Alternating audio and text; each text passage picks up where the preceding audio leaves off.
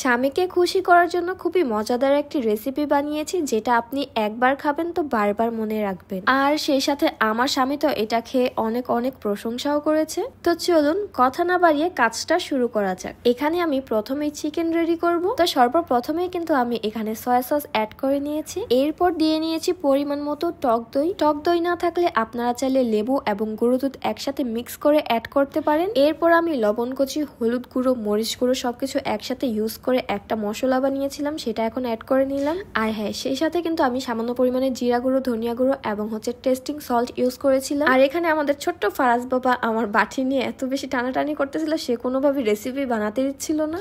তো যাই হোক, এখানে সামান্য পরিমাণে টমেটো সস এবং গুঁড়ো দুধ ইউজ করেছিলাম। আর হ্যাঁ, আমি আজকে যে রেসিপিটা বানাচ্ছি এই রেসিপির নাম আমি নির্দিষ্ট করে নিজেও জানি না। বাই দ্য ওয়ে, তোমরা চাইলে কিন্তু এই রেসিপির খুব সুন্দর একটা নাম দিতে পারো, তবে নাম না থাকলেও এই রেসিপিটা খেতে এত এত মজার সেটা আর বলে বোঝাতে পারবো না। তো এখানে কিন্তু আমার মশলাপাতি সবকিছু একসাথে মিক্স করা ডান। এখন শুধু এটাকে মিডিয়াম ফ্লেমে ভাজার পালা। যে কোনো কিছু ভাজার সময় তেল ছিটে আসাটা আমার কাছে অনেক বেশি ভয়ের লাগে, এই জন্য আমি সবসময় এই জিনিসটা একটু ভয় পাই। আর হ্যাঁ, ভাজা শেষে কিন্তু এই তেলের মধ্যে কিন্তু সয়া সস অ্যাড করা হয়েছে। তোমরা দেখতেই পাচ্ছ এখানে কিন্তু অনেক অনেক মশলা আছে। আর এটার মধ্যে সামান্য পরিমাণে টমেটো সস এবং মরিচের গুঁড়ো অ্যাড করা হয়েছে। সবশেষে এটা যখন গ্রেভির রূপ ধারণ করে তখনই কিন্তু আমি চিকেনটা অ্যাড করে নিয়েছি। এরপর এটাকে ভালো করে কষিয়ে নিতে হবে। আর কষানোর পর আমার চিকেন কিন্তু একদম রেডি। তো এখন আমার স্বামী চলে আসবে, তাই আমি ভাবলাম একটু স্কিন কেয়ার করে নিই। যেহেতু এখন রাত বাজে 11:30, তাই ভাবলাম একটু নাইট ক্রিম ইউজ করে নিই। বাহিরে ঘুরতে ঘুরতে আমার ফেসে কিন্তু অনেক বেশি সানট্যান পড়ে গিয়েছে। মূলত আমার ফেসটাকে ব্রাইট করার জন্য এই নাইট ক্রিমটা আজকে ইউজ করব।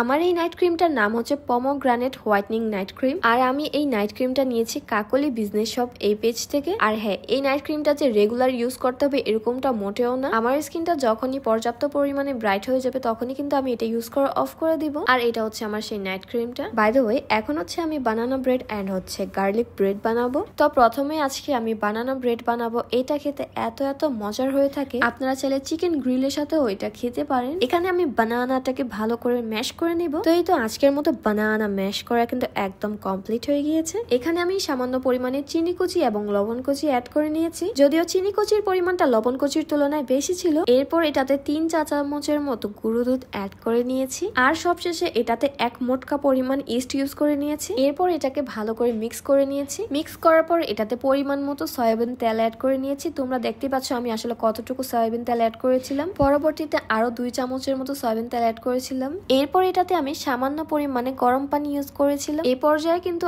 আমার ননদ আমাকে অনেক অনেক হেল্প করেছে। সত্যি বলতে গেলে আজকের আমার এই রেসিপির মূল ক্রেডিট হচ্ছে আমার ননদের। এই রেসিপিটা আমি শিখেছি মূলত আমার ননদের থেকে। তবে হ্যাঁ, তোমাদেরকে তো বলতে ভুলেই গিয়েছিলাম, এই রেসিপিটা বানানোর সময় কিন্তু আমি সামান্য পরিমাণে ঘি অ্যাড করেছিলাম আর সেই সাথে বানানা ম্যাশ করাটা এখানে ইউজ করেছিলাম। আর হ্যাঁ, গার্লিক ব্রেড আর বানানা ব্রেড দুইটার মেকিং প্রসেসই কিন্তু সেম ছিল, জাস্ট বানানা ব্রেডে বানানা ইউজ করেছে আর গার্লিক ব্রেডে গার্লিক। এখানে আমি কিন্তু ডোটা কমপ্লিট করার পর প্রায় 30 মিনিটের মতো রেস্টে রেখেছিলাম। আর দেখেন, কাজ করতে করতে রাত 12:40 বেজে যায়। আসলে কিভাবে যে সময় চলে যায় সেটা এক নিমিষে টেরও পাওয়া যায় না। আর এখন ব্রেডটাকে ভালো করে ছেঁকে নিব। এর জন্য এটাকে আমি ঢেকে নিয়েছি, যাতে করে এই পিঠ ও পিঠ ভালো করে কুকড হয়ে যায়। তো এই তো আজকের মতো আমার রেসিপি কিন্তু বানানো একদম ডান। আজ এ পর্যন্তই। সবাই ভালো থাকবেন, সুস্থ থাকবেন আর আমাদের জন্য বেশি বেশি দোয়া করবেন। আল্লাহ হাফেজ।